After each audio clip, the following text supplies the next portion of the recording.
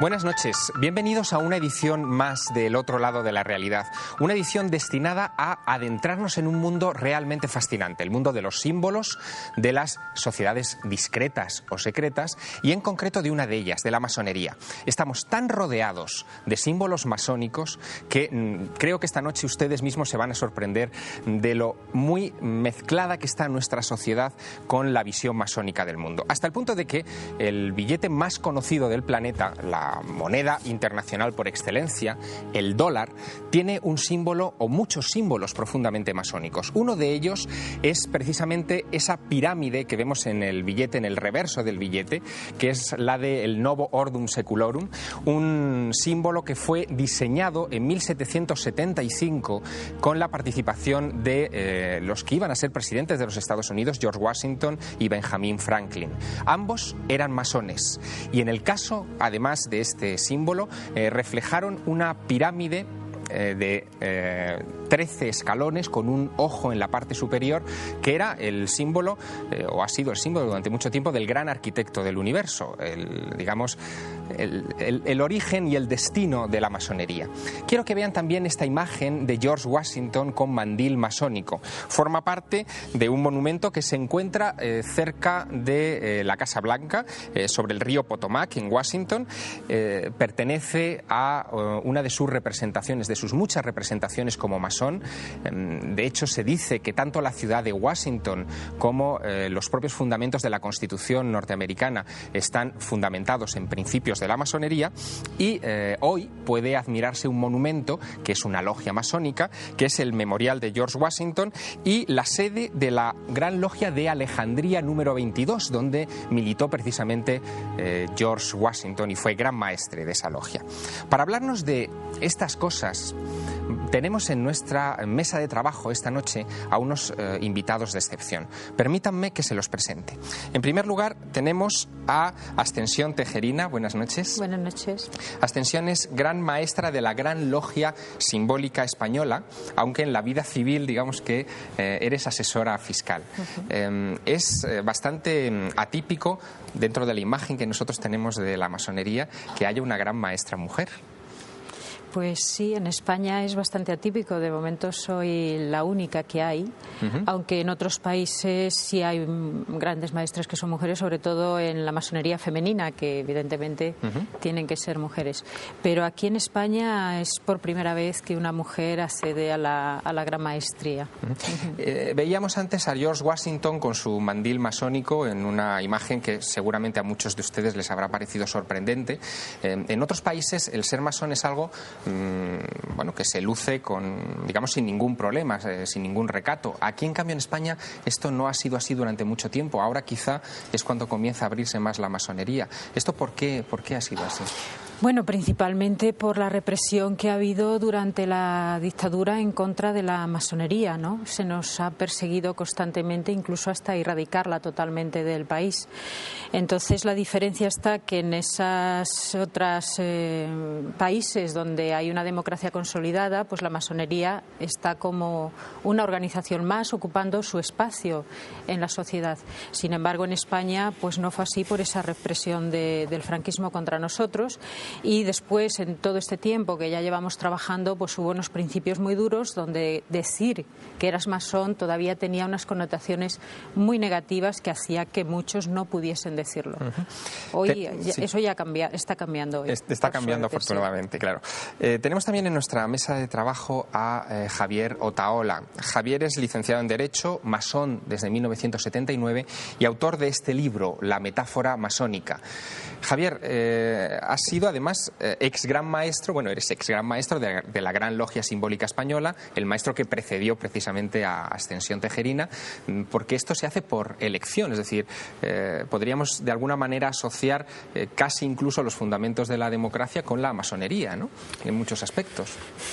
Bueno, efectivamente. En el caso de la Gran Logia Simbólica Española es evidente, el sistema de elección es un sistema de sufragio universal de todas las logias, con carácter digamos, territorial, y es un sistema muy participativo. Otras obediencias, otras asociaciones masónicas tienen sistemas más ponderados, en el que hay elementos no tan de democracia directa, pero es evidente que la masonería está vinculada en su origen a ese pensamiento democrático y a esa necesidad de fundar el ejercicio del poder en el consentimiento de los administrados.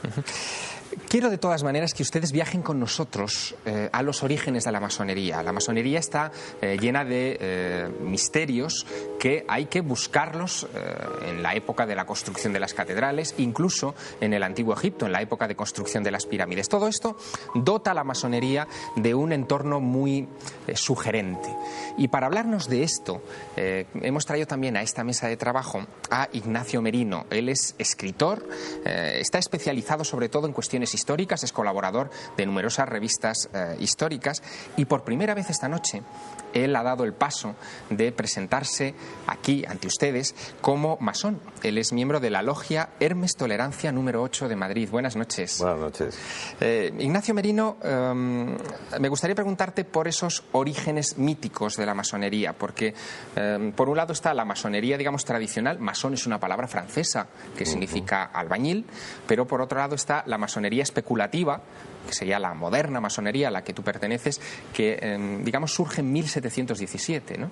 Sí, en efecto, la masonería moderna o especulativa surge en 1717, pero como un cauce que aglutina distintas procedencias, ¿no? Como un río con muchos afluentes que lo hacen aumentar en su caudal. Y precisamente una de las cosas que más me atrajo a mí de la francmasonería y por la que pedí el ingreso fue esos orígenes históricos tan profundos, tan enraizados, ¿no?, en la historia de la humanidad, y que se remontan, como tú has dicho, pues a babilonios, persas, egipcios, griegos, el culto de Mitra. Bueno, luego iremos comentándolo un poco, pero también por la tradición democrática que no la masonería como tal, puesto que no actúa como una institución, pero sí sus miembros han tenido en la historia contemporánea, precisamente con la masonería especulativa. Es decir, debería decir, tomado parte en los procesos democráticos más importantes de los últimos siglos, ¿no? ¿Y no resulta curioso que, por ejemplo, en estos últimos años, quizá por lo que nos decía antes Ascensión Tejerina, por la represión que en España se produjo durante el régimen de Franco, no resulta curioso que aquí se asocie la masonería como algo anti-iglesia católica y, sin embargo, sus orígenes estén vinculados precisamente a la construcción de catedrales? ¿No es algo paradójico, no? Sí, es algo tremendamente contradictorio, igual que la idea demoníaca y el prejuicio satánico casi que ha habido en España sobre la masonería, alimentado por un régimen paranoico respecto a nuestra sociedad, están basados totalmente pues en una visión desquiciada, puesto que la masonería es casi una ONG, sus fines son filantrópicos, de perfeccionamiento individual, de mejoramiento de la sociedad, de solidaridad y de fraternidad. Vayamos a los orígenes. Hay una leyenda relacionada con el origen de la masonería que tiene que ver con el arquitecto del Templo de Salomón, con Hiram Abif. Javier Otaola, el mito de Hiram Abif es curiosísimo y se basa casi también en un asesinato, ¿no?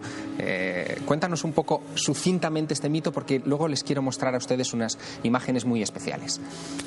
Bueno, para empezar había que hacer una aclaración previa, y es que el trabajo masónico, el trabajo que se realiza en logia, es un trabajo de reflexión, es un trabajo de filosofía en un sentido amplio, que propone a cada masón un ejercicio de esclarecimiento personal, y para ello, le plantea un itinerario en el que se le van presentando una serie de preguntas, se dramatizan una serie de acontecimientos y se pide una reacción intelectual y emocional frente a esos acontecimientos. Uno de ellos es precisamente ese, el acontecimiento del asesinato de Hiram Abif, maestro de obras del Templo de Salomón, y entonces es una especie de confrontación del masón con la violencia, con un acto de violencia, con la injusticia, con con el lado oscuro un poco del corazón humano para prepararle a resistir esa violencia, ¿no? Para prepararle a asumir un arquetipo, en cierto modo heroico, de superación y de enfrentamiento a ese lado oscuro, para que, digamos, se convierta realmente en un constructor que no se desaliente, que no se desanime cuando se tope en la realidad de la vida, como todos nos toparemos con ese momento. ¿Y cómo se produce la muerte de Hiram Abiv? Bueno, según la leyenda, Hiram Abiv, estando en soledad en el interior del templo en obras, es asaltado por algunos obreros que le solicitan una serie de palabras de paso y de signos para ascender en su carrera profesional, intentando violar, el orden lógico de progresión en el oficio. Y Hiram Abiv, hace un ejercicio de paciencia, de resistencia civil pacífica, porque es un ejercicio de heroísmo pacífico. Lo que se propugna es una especie de resistencia no violenta a la violencia que termina con el asesinato de Hiram Abiv. Y sin embargo, ese asesinato es superado posteriormente por los buenos masones que recuperan ese cadáver y en el reencuentro con el cadáver de Hiram Abiv asesinado, el masón, reanuda el hilo conductor que fue roto por ese acto de violencia. Uno de los grados de la masonería, la iniciación para acceder a uno de los grados de la masonería, representa el asesinato de Hiram Abiv y se representa dándole un golpe en la cabeza al candidato, ¿no? Sí. Quiero que vean estas imágenes. Han sido grabadas en el claustro de un monasterio muy importante, el de San Juan de la Peña. En medio de los capiteles que narran toda la historia sagrada hay uno que no encaja con la historia sagrada, y es el de un señor que golpea con una maza en la cabeza de otro personaje que parece un maestro de obras. Este capitel es tan extraordinario que incluso los guías, cuando se ven en la obligación de explicarlo a los visitantes, no saben muy bien encuadrarlo dentro de la historia bíblica. Hay polémica sobre si representa, por ejemplo, el asesinato de Caín sobre Abel, pero no encaja cronológicamente con el resto de los capiteles. La única interpretación convincente sería la que representa el asesinato de Hiram Abiv. De hecho, en el capitel siguiente aparece representado el templo de Salomón, es decir, que ahí sí que habría una coherencia lineal, cronológica para explicar este hecho. Precisamente este tipo de acontecimientos se rememoran hasta fecha de hoy. Ascensión pertenece a la logia de obreros de Irán, precisamente de Sevilla. Es decir, que cada logia recoge partes de ese recorrido simbólico, ¿no? Bueno, no, todas las logias trabajan con el mismo ritual y trabajan con el mismo simbolismo. Lo que pasa que después cada una de ellas le pone su impronta, su forma de ver ese método masónico, y ahí existen algunas diferencias, ¿no? Sí, para que ustedes entiendan mejor los fundamentos de la masonería, hemos accedido a una logia en Madrid y allí sus miembros nos han explicado precisamente cuáles son los artículos principales en los que se basa esta sociedad discreta. Hermanos, seguidme.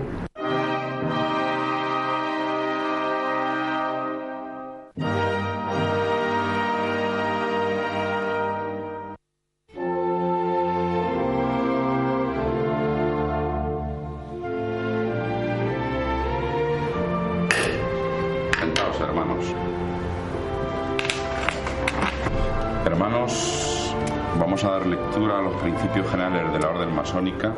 Artículo primero. La francmasonería, institución esencialmente filantrópica, filosófica y progresiva, tiene por objeto la búsqueda de la verdad, el estudio de la ética y tiene por divisa libertad, igualdad y fraternidad. Artículo segundo. La francmasonería tiene como deber extender hacia todos los componentes de la humanidad los lazos fraternales que unen a los francmasones esparcidos por toda la superficie de la Tierra. Artículo tercero. Es deber de un francmasón en todo momento ayudar, ilustrar y proteger a su hermano y defenderle contra cualquier injusticia. Artículo cuarto. La francmasonería considera el trabajo como uno de los deberes esenciales del hombre y honra igual el trabajo manual que el intelectual. Artículo quinto. La masonería tiene signos y emblemas de altos significados simbólicos que solo pueden ser revelados por la iniciación. Estos símbolos presiden en las formas determinadas por los distintos ritos los trabajos de los francmasones y les permiten reconocerse y ayudarse por toda la superficie de la Tierra. La francmasonería no impone ninguna interpretación dogmática de estos símbolos. La iniciación comporta varios grados. Los 3 primeros son los de aprendiz, compañero y maestro.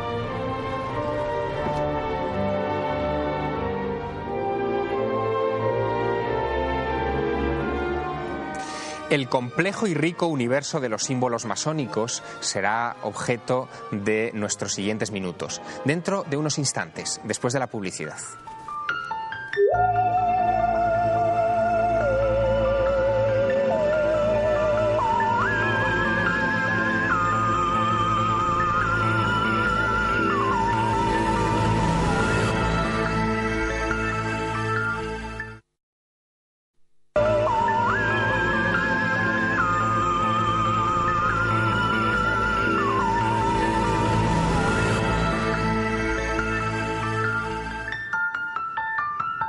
Retomamos nuestra conversación sobre el complejo y fascinante mundo de los símbolos masónicos. Les dejábamos antes de la publicidad con una explicación, digamos, de las leyes, los fundamentos en los que se basa la masonería contemporánea, pero queríamos adentrarnos también en algunos de los capítulos que más curiosidad han suscitado durante estos años. Al fin y al cabo, la masonería es una sociedad discreta, secreta antiguamente, de la que no teníamos mucho conocimiento los que no estábamos en ella.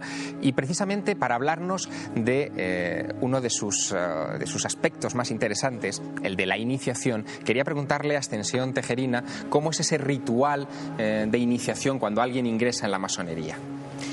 Bueno, es difícil explicar un ritual en pocas palabras, ¿no? Porque dura 2 o 3 horas.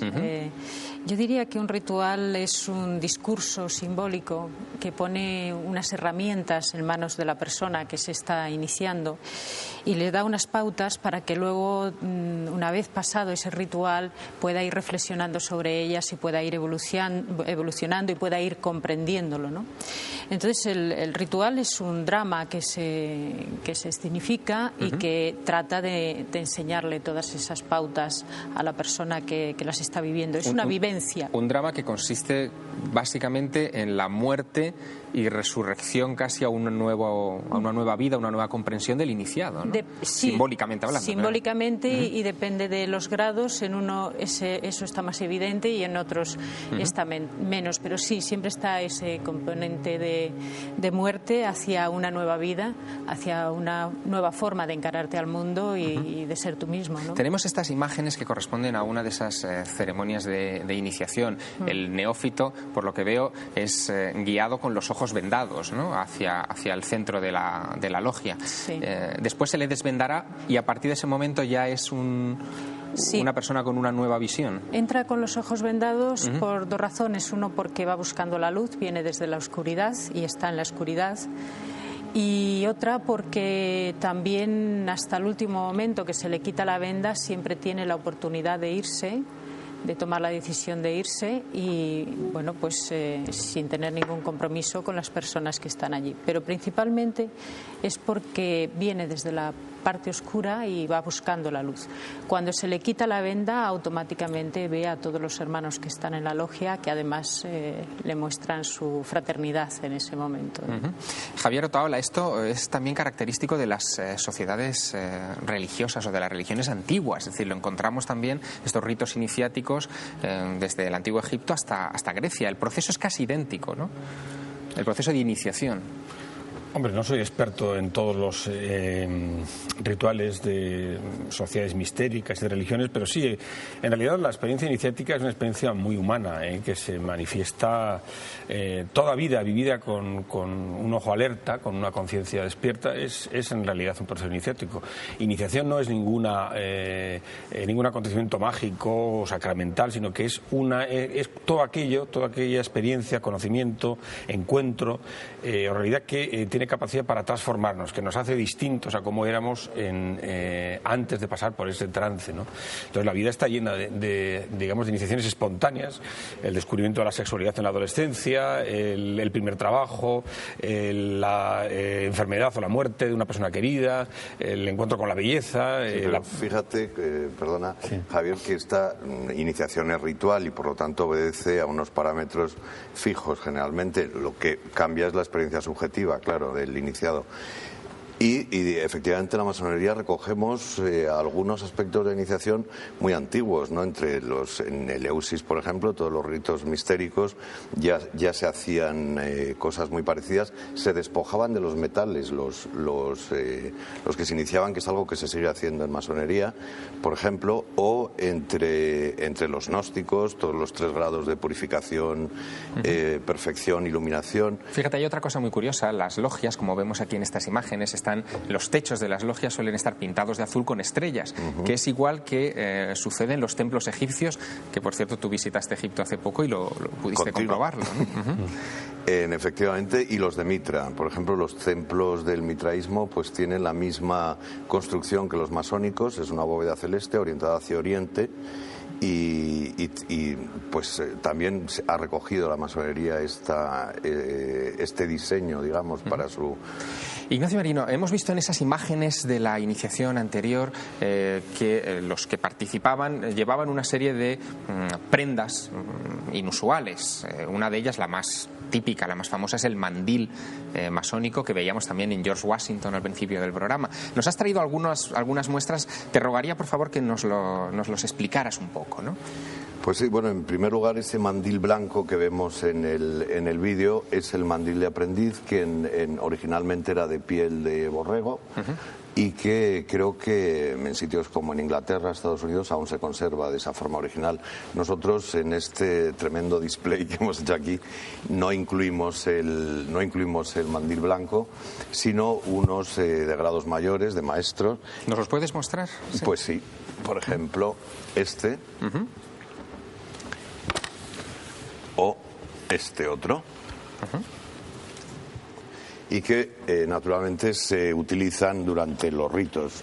Se utilizan siempre con unos collares que dependen de la función. Por ejemplo, este es el de primer vigilante con su insignia específica. Hay otro tipo de insignias, la del maestro de ceremonias, la del secretario. Muchos elementos de la arquitectura, porque esta que nos mostrabas es una plomada, por ejemplo, ¿no? Claro, porque realmente la masonería viene, todo el origen es de la construcción, y no solo de los constructores medievales, que tanto se dice y tanto gusta al marxismo, porque viene del proletariado, pero no solamente eran los que desbastaban la piedra, sino los maestros constructores, yo creo, y esto es una opinión subjetiva, y los masones además somos tolerantes y nos gusta especular filosóficamente. Yo creo que descendemos directamente o que recogemos la tradición de los grandes constructores de Babilonia, por supuesto de Egipto, de aquellos hijos de la luz que levantaban 3 cosas, ¿no? Moradas para la sabiduría, para los dioses, moradas para la fuerza, que eran los reyes, y moradas o estatuas para la belleza, donde moraba, esto es la belleza, ¿no? Ascensión Tejerina, antes, en la antigüedad, se supone que masones eran los constructores, los arquitectos. De hecho, muchos arquitectos después, en nuestros días, son también masones o han pertenecido a la masonería, incluso muchos diseñadores de ciudades. Luego veremos algunas cosas muy curiosas. Pero hoy por hoy se calcula, al menos según una encuesta que publicó en el año 2000 la revista Tiempo, que habrá unos 3.000 a 5.000 masones. ¿A qué profesiones pertenecen? ¿Tienen alguna orientación profesional, política? ¿Quiénes son hoy los masones? Bueno, podría decir los que hay en la organización a la que pertenezco. En las otras no tengo datos, ¿no? Pero yo creo que hay todo tipo de personas. Hay abogados, hay profesores de instituto, catedráticos de universidad, hay fontaneros, hay electricistas, hay no sé, gente que trabaja en la administración, por supuesto hay políticos, hay leñadores, bomberos. O sea, exacto, hay un amplio número porque en realidad de profesiones, porque en realidad lo único que se pide es que tengan un deseo de trabajar, de reflexionar, de estar en el mundo, de comprometerse con la sociedad y con el mundo que nos rodea, y ahí pues cabe cualquier profesión.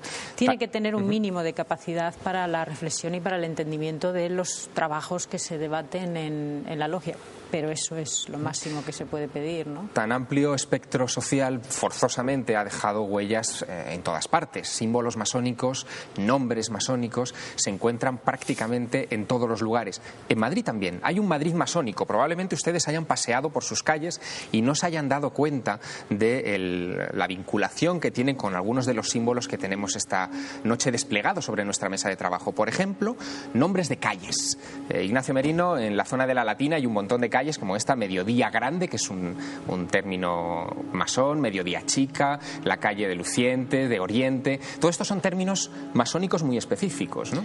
Sí, unos más que otros, y yo creo que tiene mucho que ver con esa zona de la Latina, además, que se hizo a finales o a mediados del 18, que va a dar justo a la Ronda de Toledo, a una de las afueras sur de la ciudad. Es en el momento máximo, cuando están surgiendo las logias en España. Por un lado están muy perseguidas, porque ya Carlos III las persiguió bastante, pero hay un espacio ahí de tiempo, que es el reinado de Fernando VI, que son 12 años, en las que además se crean muchas academias, incluida la de Bellas Artes, en la que yo creo que sí hubo esto es una creencia, no está muy documentado desde luego, sí que hubo una expresión de signos masónicos que podemos todavía encontrar en las calles y en los monumentos de Madrid. Y en los monumentos, ¿no? Incluso en edificios importantes. Por ejemplo, la fachada del Ministerio de Agricultura.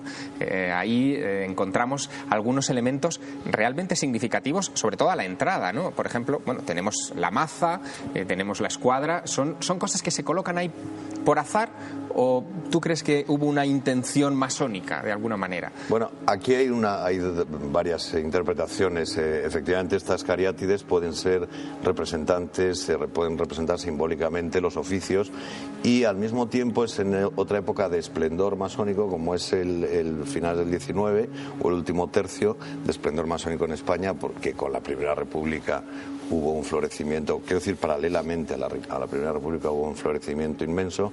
Entonces es muy probable que el arquitecto, el escultor, el hombre que desbastaba esa piedra fuera masón, o que hubiera incluso un objetivo, una intención directa, ¿no? En poner esos símbolos. Libertad, igualdad, fraternidad, 3 palabras asociadas sobre todo a la Revolución Francesa, Javier Otaola, pero que también pertenecen al credo de los masones. ¿Qué fue antes? ¿La parte masónica o la parte revolucionaria? ¿O tenían algo que ver? Yo creo que la asunción por parte de la masonería francesa de ese lema es posterior a la Revolución. La masonería jugó un papel, en cierto modo, indirecto en el proceso de la Revolución Francesa, como caja de resonancia de un movimiento ideológico que estaba en la sociedad, que no venía dado por la masonería. Y en la masonería francesa hubo partidarios de la Revolución y partidarios de la reacción. O sea, hubo sectores tradicionalistas, incluso un gran pensador reaccionario como fue Joseph de Maistre era masón. Digamos que la masonería vivió con división ese proceso. Sí, por ejemplo, no había mayor enemigo del masón Marat que el masón más conservador del otro lado de la asamblea. Masones hubo en la montaña y en la Gironda, con el rey y contra el rey. ¿Y cómo interpretar, por ejemplo, estas imágenes que vamos a ver de la plaza de Emilio Castelar? El monumento de Emilio Castelar, conocido por todos los madrileños, quizá no tan conocido si uno no se acerca y uno no lee las inscripciones que encontramos debajo de este monumento. Igualdad, vemos ahí ahí en la imagen, libertad y por supuesto también fraternidad. Quiere decir que Emilio Castelar era masón, que hubo gente también notable aquí en España que rigió los destinos políticos de este país que estaban vinculados a la masonería. Lo que pasa es que yo creo que ese lema ya forma parte, digamos, de la tradición política francesa, va más allá de la masonería. De hecho, en todos los edificios públicos de Francia aparece ese lema. Ese lema forma parte del pensamiento republicano francés, y en la medida en que ese pensamiento ha influido en sectores españoles lo ha asociado. Pero yo creo que ahí la fuente directa es más bien el republicanismo francés más que la masonería, me parece a mí, ¿eh? No sé si el historiador tendrá otra opinión. Ya, yo creo que no, que es más la masonería nuestra, la liberal francesa, porque es la época de Salmerón, en la que ha habido grandes maestros que han sido presidentes de la Primera República, ¿no? Y entonces el lema forma parte de su filosofía vital, y aparece en los monumentos funerarios o vitales, en fin, que se hacen en que es extraordinario, de una belleza tremenda, es de Benlliure, ¿no? Pues está recogido yo creo que está recogido el ideario masón, como se ve, por supuesto, en los panteones. En los panteones. Fíjense ustedes que hemos tratado de encontrar rastros masónicos en la vida de algunos notables representantes de la política española, especialmente durante la Primera República. Y hemos encontrado en el cementerio civil de la Almudena una serie de tumbas muy particulares en las que aparecen esos signos masónicos. Nos las ha mostrado Nicolás Salvador, que es miembro de la logia Amanecer de Madrid. Él nos acompañó hasta el cementerio civil de la Almudena y nos explicó el origen de algunas de esas tumbas masónicas de hombres notables. Una nota peculiar, sin duda, de este cementerio es la abundante presencia de tumbas masónicas. ¿Qué son tumbas masónicas? Lógicamente, tumbas en los que están enterrados cuerpos de masones. Su importancia radica precisamente en que aparecen símbolos propios de la masonería. Aparecen escuadras y compases, aparecen 3 puntos, aparecen columnas, aparecen templetes. Aparecen, en suma, todos aquellos elementos que forman parte del mundo imaginario de la masonería. Esa es su nota singular. La piedra es el elemento base del conocimiento del masón. El masón pule su piedra. Su piedra es una imagen de su propia persona, de su propio ser interior, ¿no? Y por suerte, para los madrileños, este cementerio está rebosante de esos signos. A Nicolás Salvador le llamó especialmente la atención la tumba de Nicolás Salmerón, que fue presidente de la República, incluso también ministro de Gracia y Justicia en 1873, un notabilísimo político y filósofo del siglo XIX. Nos lo explica. Una de las tumbas más significativas de este cementerio, tanto por su tamaño como por su presencia, ¿no?, imponente, es la de don Nicolás Salmerón. Fue gran maestre en el año 1883, al menos así figuran los estadillos de la época, y sucedió en el cargo a don Manuel Becerra. Pi Margall ostentó también la presidencia de la República, fue asimismo masón.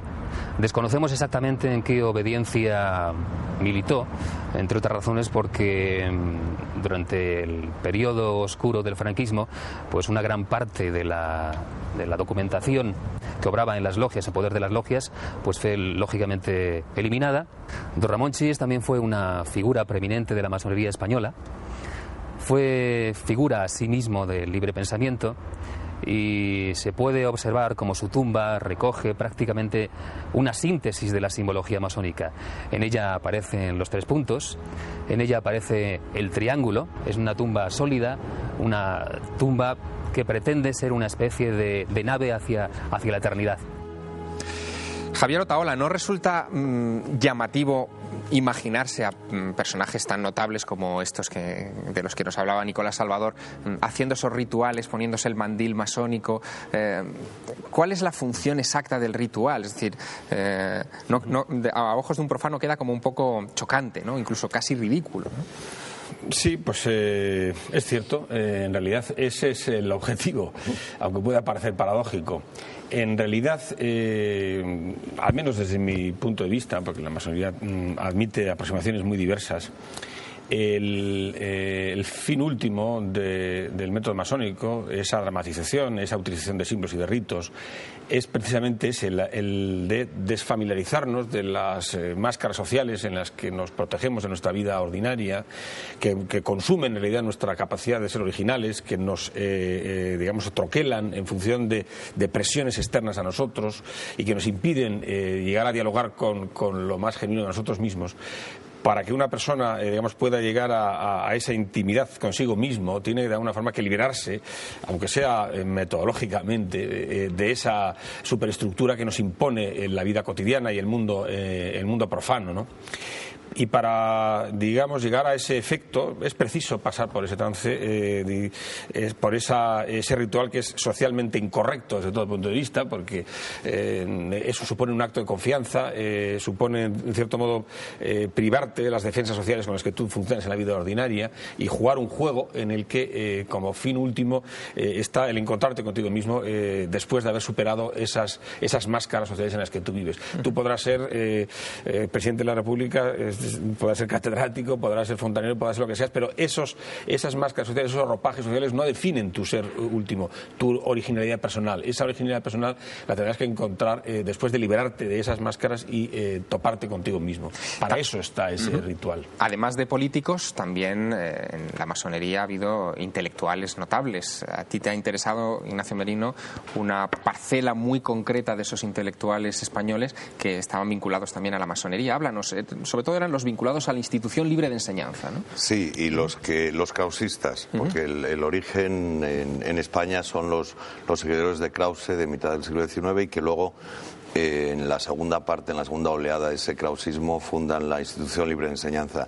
No, en la visita al cementerio civil que yo hacía mucho que no hacía, casi me enterneció, me conmovió esta reunión de las grandes figuras del krausismo español y de los primeros institucionistas en una misma tumba, ¿no? Por encima incluso de de los lazos familiares que tuviera cada uno de ellos.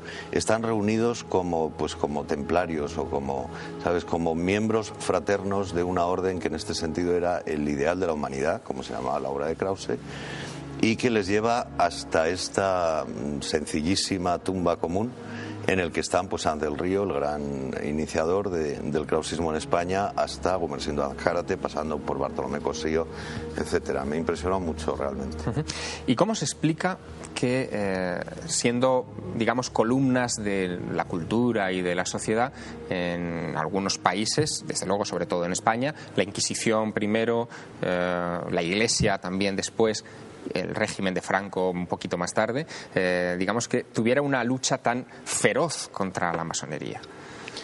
Pues porque era potencialmente un enemigo, una idea que podía destruir un orden establecido, muy rentable por otra parte, ¿no? Para la Iglesia era una especie de organización paralela que ponía en entredicho ciertos dogmas, ¿no? Aunque en muchos casos había masonerías absolutamente deístas, teístas y hasta católicas, ¿no? Quiero decir, como miembros por lo menos. En el caso del poder, pues todo el totalitarismo ha desconfiado profundamente de la masonería, tanto el de derechas como el de izquierdas. Ha estado prohibida en España y Portugal con los regímenes dictatoriales, pero también en la Unión Soviética o en China. Solo Cuba, en su insularidad, los ha permitido, pero de una forma absolutamente folclórica, ¿no? En nuestro... sí, adelante. Yo pienso que es normal. Si la masonería es una organización que trata de construir al individuo diciendo que tiene que pensar por sí mismo, que tiene que ser una persona libre, que tiene que reflexionar y tomar sus propias decisiones de cualquier cosa, a cualquier régimen y sobre todo a un régimen totalitario, no le interesa este tipo de personas fomentando estas ideas, porque ellos lo que quieren es lo contrario, que la gente no piense y se deje dirigir por ellos. Entonces casi que es normal que haya una persecución de este tipo de organización, pero como ha dicho, por las dos tendencias. Claro, es una ¿no? escuela de libertad, de responsabilidad y de igualdad, porque cuando decíais lo del presidente de la República, hay una anécdota que dice, le pide a otro, Salmerón, que vaya a acompañarle, y dice, ven a mi tenida porque hoy el venerable nuestro es el jardinero de un compañero mío y es espléndido. Fijaos que en nuestro proceso de documentación para este programa hablamos con un sacerdote jesuita, con Pedro Álvarez, que ha escrito y ha documentado mucho el proceso entre la Iglesia y la masonería. Le preguntábamos dónde empiezan los problemas entre ambas instituciones. ¿Cuándo empiezan? El problema vino cuando fue evolucionando la masonería en el siglo XVII y a comienzos del siglo XVIII se estableció la masonería moderna que dictaminaba que los masones eran hombres de buenas costumbres y que habían nacido para unirse al margen de las diferencias políticas y religiosas. Ahí es cuando empezó a surgir el primer problema de la Iglesia con la masonería. Por razones políticas, porque mantenían un secreto derivado de su carácter esotérico, la masonería vio mal la Iglesia Católica vio mal a la masonería, al igual que lo veían otros países, tanto de índole católica como protestante, que prohibieron la presencia de masones en sus terrenos en razón del secreto. Pero además la Iglesia Católica añadió una segunda razón, y era la de tolerancia religiosa, una razón más de carácter teológico. ¿Siguen siendo hoy enemigos la masonería y la Iglesia? Esta pregunta también se la trasladamos a Pedro Álvarez. No se debe hablar en términos de enemistad entre ambas instituciones. Aunque hay sectores minoritarios en una y otra que son enemigos respectivos, en términos generales ni la Iglesia es enemiga de la masonería, ni la masonería es enemiga de la Iglesia. Lo que sí que hay es divergencias en la manera de entender la religión y hay divergencias en la manera de entender la vida. Pero esas divergencias no tienen por qué ser antagónicas. Se abre aquí indudablemente un nuevo debate. Probablemente tendremos que dedicar algún otro espacio del otro lado de la realidad a este aspecto en concreto de la masonería. Hemos llegado ya a los momentos finales del programa. Os ruego que os quedéis un momentito con nosotros en la mesa mientras doy paso a Carmen Porter, nuestra compañera que siempre nos trae las cartas, los correos, las imágenes que ustedes nos envían y que abren esa ventana de interactividad entre ustedes y nosotros. Buenas noches, Carmen. Buenas noches, Javier. Lo primero, los datos de una encuesta que teníamos pendiente, ¿verdad? En la que ha participado muchísima gente. Muchísima gente, y es que ha tenido una acogida esas encuestas, de verdad que sí. Hablábamos la semana pasada sobre Colón y pusimos la pregunta: ¿quién cree usted que llegó antes a América? Un 17,24% opina que sin duda fue Cristóbal Colón en 1492. El 17,63% dice que eran los templarios en la Edad Media. El 35,26% los vikingos. 35,26% los vikingos. Los vikingos en el siglo X, Javier. Caramba, en España se está votando esto. Sí, sí, y el 29,87% seguramente América se conocía antes del siglo X. Con lo cual ganan los vikingos. La gente cree que los vikingos llegaron a América antes que Colón. Eso es lo que opinan nuestros espectadores. Bueno, espectadores muy heterodoxos, por lo que veo, que además nos formulan otro tipo de preguntas, ¿verdad? Sí, nos formulan muchas preguntas. Óscar Esteves, por ejemplo, nos pregunta si es cierto que aquí en España tenemos pirámides parecidas a las de Egipto. Que si es cierto, ¿dónde están y quién las hizo? Pues como siempre, en esta cadena, en este programa, hacemos los deberes y nos vamos al lugar donde están las pirámides que tenemos en España, que es en Tenerife, las pirámides de Güímar. Vamos a ver las imágenes, Javier. Pirámides en España. Si esto puede sorprender a muchos espectadores, tendremos que hablar en algún momento de las conexiones entre el viejo y el nuevo mundo con evidencias gráficas. Estas pirámides se encuentran en Güímar, en la isla de Tenerife. Muestran lo que parecen ser centros ceremoniales orientados astronómicamente a solsticios y equinoccios. Muestran también, igual que las pirámides mexicanas, una especie de plaza delante de estos túmulos de piedras que han suscitado una polémica polémica muy agria, mientras que la Universidad de La Laguna dice que estos son secaderos de higos creados casi por azar por los campesinos tinerfeños antiguos. Hay documentos incluso recogidos por Thor Heyerdahl y sus seguidores que hablan de que estas pirámides son prehispánicas. O sea que es un lugar que habrá que visitar. Es que ahora es una verdadera maravilla visitarlo. Yo estuve este verano allí y sí que es cierto que es muy curioso, y sobre todo el museo también con los barcos de Thor Heyerdahl que tienen ahí en las pirámides de Weimar. ¿Qué más nos preguntan, Carmen? Vamos con otro tema que también hay mucha polémica sobre él y mucha gente nos pregunta, que son los círculos en el trigo. Esos círculos que aparecen de repente después de verse extrañas luces. ¿Te acuerdas que en uno de los programas ya tocamos el tema? Y decíamos, sí, hay unos vídeos donde se ven varias lucecitas que hacen esa especie de dibujos, de figuras en las cosechas. Pues en este caso los que han hecho los deberes son nuestros espectadores, que nos mandan ellos mismos el vídeo de esas luces haciendo los círculos. José Domingo y Rubén Loaiza nos han mandado el vídeo de las luces que hacen los círculos en el trigo. Podemos verla. Estas son imágenes antiguas, de hace una década más o menos, en las que se ve a dos pequeñas luces. Los expertos los llaman Foo Fighters, ¿no? Bolas de fuego, es un término mitad francés, mitad inglés, que se acuña durante la Segunda Guerra Mundial y que se las sorprendió sobrevolando precisamente un campo con un círculo de trigo. Entonces ya no eran los campesinos, como decían, ¿no? Que eran los que... Los dos abuelos, los dos jubilados ingleses. Bueno, no se sabe. Vamos a abrir ese paréntesis del misterio, porque habrá que hablar algún día también de este tema. Carmen, si nos quieren enviar sus cartas, sus sugerencias, sus preguntas, ¿a dónde deben hacerlo? Tienen dos formas de hacerlo. Una es a través del mail, a través de madrid.elotrolado@telemadrid.es, y otra, pues mira, aquí tenemos cartas que nos han llegado a El Otro Lado de la Realidad, Telemadrid, Paseo del Príncipe, número 3, 28223, Pozuelo de Alarcón, Madrid. Carmen, se ha abierto una nueva encuesta en la que pedimos también la participación de todos ustedes. Vamos a hacer un programa próximamente sobre templarios. Ahí es nada, uno de los grandes temas que ustedes nos han pedido muchísimo. ¿Cómo es esa encuesta? ¿Cómo pueden participar en ella? ¿A qué preguntas deben responder? Yo ya no sé, nos van a sorprender de nuevo, porque con lo de Colón yo ya me he quedado un poco fría.